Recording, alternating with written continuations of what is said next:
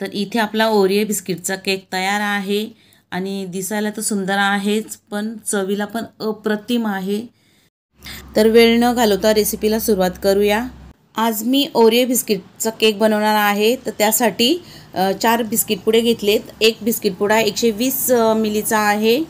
तर आपण सुरुवात करूया। मी इथे सगळी बिस्किट एका ताटामध्ये काढून घेतलेत आणि आपण त्यातली क्रीम आपल्याला अलगद न तोडता काढून ठेवायची आहे। त्यासाठी व्हिडिओ स्किप न करता पूर्ण पहा। तर इथे मी सगळ्या बिस्किटांची क्रीम काढून ठेवली आहे। आता आपण तिचा नंतर उपयोग करणार आहोत। तर तिला थोडी साईडला ठेवूया आणि आता मी हे सगळं आता मिक्सरमधनं फिरून घेते। तर इथे मी मिक्सरचा मधला भांडा घेतलेला आहे। मग त्याच्यात या बिस्किटांची बारीक पावडर करून घेते। तर इथे तुम्ही पाहू शकता मी बिस्किटांची छान अशी बारीक पावडर करून घेतलेली आहे आणि याच पद्धतीने जे राहिलेत ती बिस्किट त्यांची पण पावडर बनवून घेते। आता पूर्ण बिस्किटांची पावडर करून झालेली आहे। तर इथे मी एक चमचा इतकं विलायची पावडर टाकतेय, तर आपल्या केकला छान सुगंध येईल। आणि 2 चमचभर शुगर पावडर साखरेची पावडर टाकतेय। ऑलरेडी ही बिस्किट गोडच असतात, त्याच्यामुळे जास्त साखर टाकण्याची काही आवश्यकता नाहीये आणि ही स्किप केली तरी चालेल। तर मी 2 चमच इतकी साखर टाकून घेतली आहे आणि आता मी हे सगळं मिक्स करून घेते। आणि आपण जी क्रीम काढून ठेवली आहे ती मी अशी या प्लेटमध्ये व्यवस्थित पसरून घेतलेली आहे। डिशला ती चिपकून जाईल। मग आपण याच्यामध्ये दूध टाकून घेणार आहोत। इथे मी मोठा 1 कप भर म्हणजे 240 मिली इतकं दूध घेतलेलं आहे। नॉर्मल टेम्परेचरचं दूध आहे। तो आपण थोडं थोडं करून असं टाकून घेऊ आणि असं छान फेटून घेते। पहिल्यांदा जरी कोणी हा केक बनवत असेल तरी केक फसणार नाहीये, इतका मस्त हा केक होतो। टाकून घेतलाय पूर्ण कप भर इतकं दूध। कमी वाटला तर पुन्हा थोडंसं आपण टाकून घेऊ। थोडंसं मी अजून दूध टाकून घेते 2 ते 3 चमचे, कारण मला थोडासा हा बॅटर घट्ट वाटतोय आणि जास्त पातळ पण नाही करायचं। जर जास्त पातळ झाला तर केक बनायला जास्त वेळ लागेल तयार व्हायला। आणि हा केक पण मी कुकर मध्येच बनवणार आहे। ओरिओ बिस्किटचा केक बनवायला सोपा, म्हणजे त्याच्यामध्ये कोणतं तेल वगैरे काही टाकायचं नसतो आपल्याला।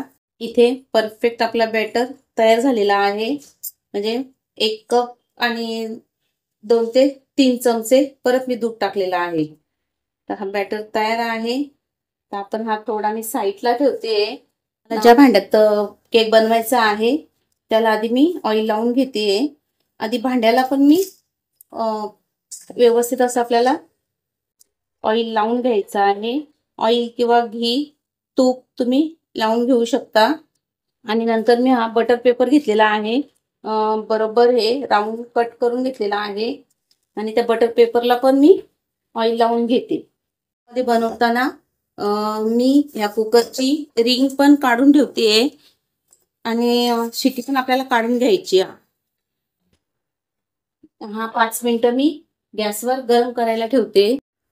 आता कुकर आपला गरम होतो तोपर्यंत आपण, तर आज मी हा केक बनवताना न तेलाचा वापर करणार, न बेकिंग सोडा, न बेकिंग पावडरचा वापर करणार। तर मी इथे इनोचा वापर करणार आहे। तर त्यासाठी मी इथे 1 इनोचा पॉकेट घेतलेला आहे आणि तो मी पूर्ण पॉकेट या बॅटरमध्ये टाकून घेते। आणि याला ऍक्टिव्ह करण्यासाठी थोडंसं दूध टाकून घ्यायचं आहे, 2-3 चमचे। हा बघा। आणि आता वेळ न घालवता आपण याला व्यवस्थित असं हलक्या हाताने फेटून घ्यायचं आहे।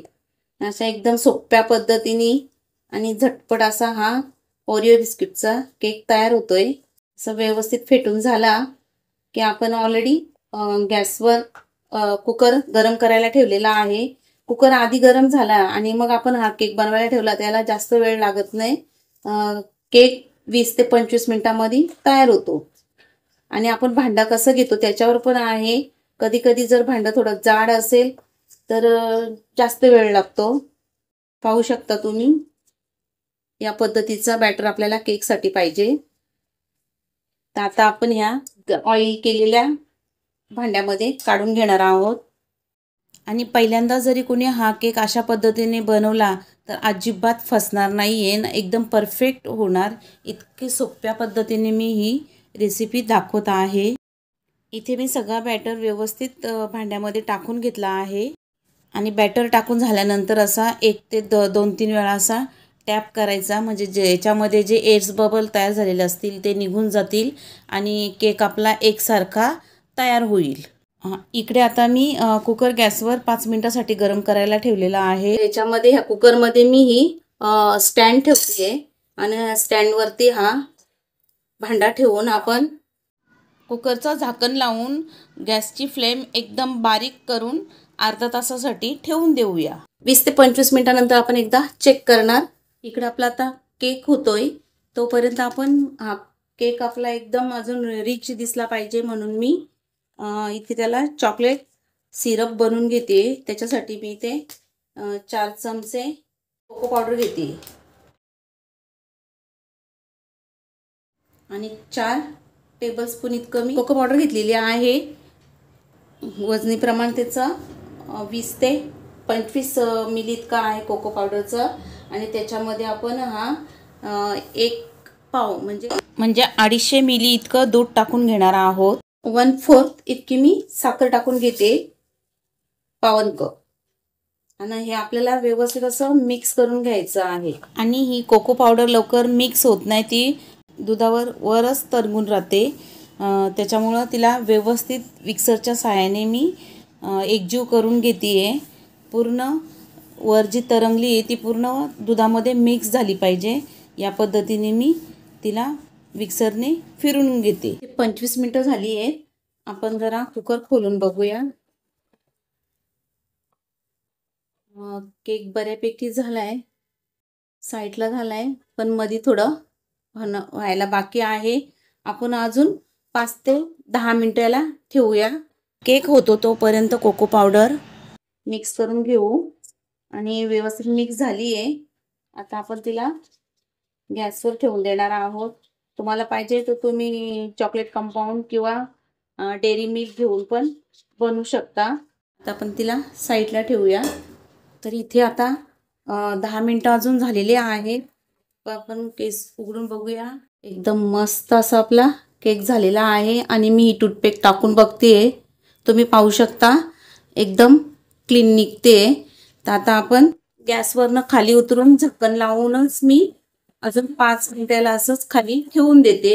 मीडियम गॅसवर करून घ्यायचा, सतत ढवळत असं तयार करून घ्यायचा आहे. आणि केकचा सुगंध पूर्ण घरभर पसरलेला आहे. इतका मस्त आपला केक तयार झालाय.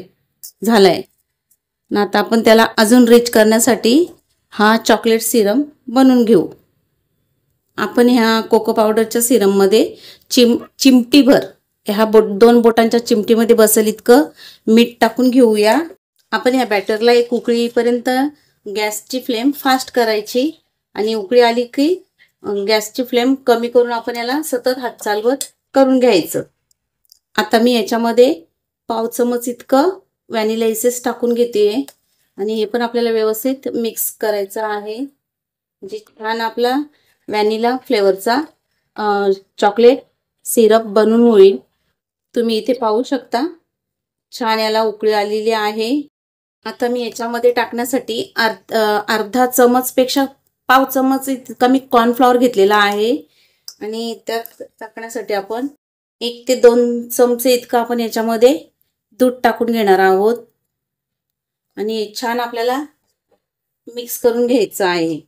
अजिबात याला गुठल्या राहता कामा नाहीये, म्हणजे आपण जो चॉकलेट सिरम बनवतो त्याला छान अशी शायनिंग येईल.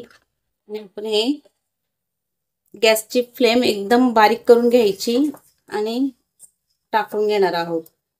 आता याला सततच हात चालवतच राहायचा आहे, नाहीतर त्याच्या गुठळ्या होऊन जाऊ शकतात. तुम्ही इथे पाहू शकता कॉर्नफ्लॉवर टाकल्यामुळं ती शायनिंग आलेली आहे. आता याला पण अजून थोडं घट्ट करून घेणार आहोत. इथे आपला सिरम तयार आहे. मी गॅसची फ्लेम बंद करते आणि याला आपण थंड करायला ठेवून देऊया, कारण हा थंड झाल्यानंतर अजून घट्ट होणार. उघडून बघूया, एकदम मस्त. आता आपण पुन्हा एकदा त्याला टूथपेक टाकून बघूया. ही बघा, आता टूथपेक क्लीन निघते, म्हणजे केक आपला व्यवस्थित झालेला आहे. आता आपण त्याला त्या कुकरमधनं काढून थंड होण्यासाठी ठेवूया. अर्धा ते पाऊण तास आपण याला एकदम थंड करून घेऊया. इथे आपला चॉकलेट सिरम पण थंड झालेला आहे आणि तुम्ही पाहू शकता घट्ट झालेला आहे छान. कारण असं जर चमच्यावर घेतला आणि असं बोट फिरवलं, तुम्ही पाहू शकता, म्हणजे परफेक्ट असा हा चॉकलेट सिरम तयार आहे. तर आता आपण हा केक पण काढून घेऊया. केक पूर्ण थंड झालेला आहे. केक आधी याच्यामध्ये आपण काढून घेऊया. एकदम मस्त बटर पेपर काढून घेते. छान झालेला आहे, एकदम जबरदस्त. हे ना एकदम मस्त असा स्पॉन्जी झालेला आहे. इथे केक छान थंड पण झालेला आहे. तुम्ही पाहू शकता किती स्पॉन्जी मस्त असं झालेला आहे. तर आता असं वर छान फुगला आहे तो. तर आता असं तर आपण डेकोरेट करू शकत नाही, तर मी याचे 2 पीसेस करून घेते. मी एक रेश सुरीखाली अशी टाकून घेते. तर त्या मापाने मी हा व्यवस्थित कट करता येईल मला. वरतून याला फक्त जराशी लाइनिंग देते आहे, पण तो एकदम परफेक्ट कापता यावा म्हणून मी इथे ना धागा घेतलेला आहे. जिथे मी लाइनिंग दिलेली आहे तिथे पकडून आपण त्याला थोडंसं व्यवस्थित असं कट करून घेणार आहोत. वर थोडंसं मी दाबून घेते आणि तुम्ही पाहू शकता छान असा इझिली मला हा 2 पीसेस मध्ये कट झालेला आहे. तर आपण याला थोडंसं आता डेकोरेट करून घेऊया. तिथे डेकोरेट करण्यासाठी आता मी ह्या प्लेटमध्ये न घेता इथे मी प्लास्टिकची पिशवी कट करून ठेवलेली आहे आणि त्याच्यावर आपण हा बेस ठेवून देणार आहोत. या पद्धतीने मी इथे डेकोरेट करण्यासाठी इथे सिल्वर शुगर बॉल घेतलेले आहेत छोटे. नंतर चोको चिप्स आहेत आणि थोडेसे काजू बदाम ड्रायफ्रुट्स बारीक कट करून घेतलेले आहेत. तर आपण इथे आता याला तळूया. तर आपण जो इथे चॉकलेट सिरम बनवलेला आहे तो आधी इथे थोडंसं आपण याच्या बेसवर पण टाकून घेणार आहोत आणि याच्यावर मी थोडेसे ड्रायफ्रूट टाकून घेते. थोडेसे चोको चिप्स टाकून घेते आणि आपण हा जो कट केलेला बेस आहे तो याच्यावर मी असं ठेवून घेणार आहे. हा वरचा थोडा फुगलेला भाग पण मी कट करून घेते. आता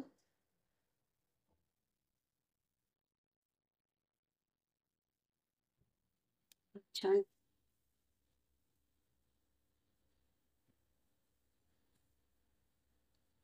हा उलटा करून बसतो की बघते मी.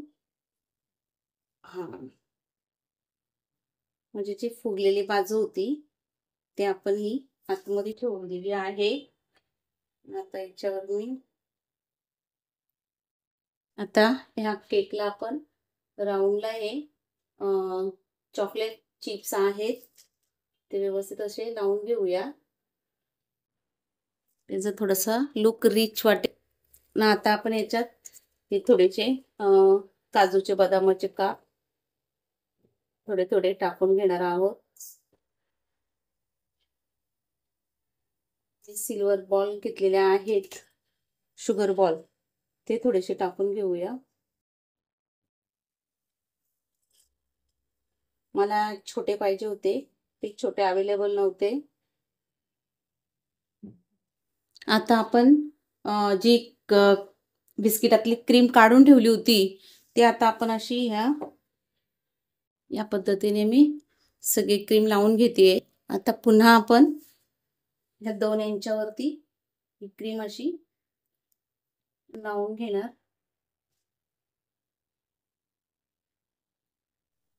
अशा पद्धतीने मी ही बिस्किटची क्रीम दोन्ही बाजूनी लावून घेतलेली आहे. तर एक पुडा वेगळा होता, त्याच्यामध्ये ही वेगळ्या कलरची क्रीम होती. तर आपण त्याचा पण काहीतरी जुगाड करूया आणि आपल्या केकला डेकोरेट करून त्याचा पण असं मी हा फूल तयार केलाय. तो आता आपण हा केक अर्धा तास फ्रीजमध्ये ठेवूया सेट करण्यासाठी, कारण ही क्रीम आहे तर ती हाताला वगैरे चिपकेल, म्हणून आपण थोडासा फ्रीजमध्ये ठेवून देणार आहोत आणि अर्धा तासानंतर आपण मग तो बॉक्समध्ये भरणार. केक रेडी आहे. जवळजवळ 1 तास मी फ्रीजमध्ये ठेवला होता, मला जायला उशीर आहे तर तुम्ही पाहू शकता. तर तुम्हाला माझा हा जुगाड कसा वाटला मला कमेंट करून नक्की सांगा. जर तुम्हाला माझी रेसिपी आवडली असेल तर माझ्या मनीषा रेसिपी यूट्यूब चॅनलला सबस्क्राईब करा, बेलचा बटन दाबा, जेणेकरून माझ्या नवीन रेसिपी आली त्याचं नोटिफिकेशन लगेचच तुम्हाला भेटेल. आणि लाईक करा. आणि असं तुम्ही घरच्या घरी बनवू शकता. कोणी ओळखू शकतही नाही आहे की आपण हा ओरिओ बिस्किटपासून हा केक बनवलेला आहे. तर मी पूर्ण ओरिओ बिस्किटचा तर केलायच, पण क्रीमचा पण उपयोग करून घेतलाय. तुम्ही बघू शकता साईड डिझाईनसाठी मी त्याच्यातली आतली क्रीम यूज केलेली आहे. तर असं तुम्हीही नक्की बनवून बघा आणि चवीला तर अप्रतिम हा केक आहे. तर हा केक तुम्हाला कसा वाटला हे कमेंट करून मला नक्की सांगा. आणि जर आवडला असेल तर लाईक आणि सबस्क्राईब करा. रेसिपी शेवटपर्यंत बघितल्याबद्दल तुमचं खूप धन्यवाद. तर पुन्हा भेटूया अशाच एखाद्या नवीन रेसिपीमध्ये. तोपर्यंत मस्त खा आणि मस्त राहा.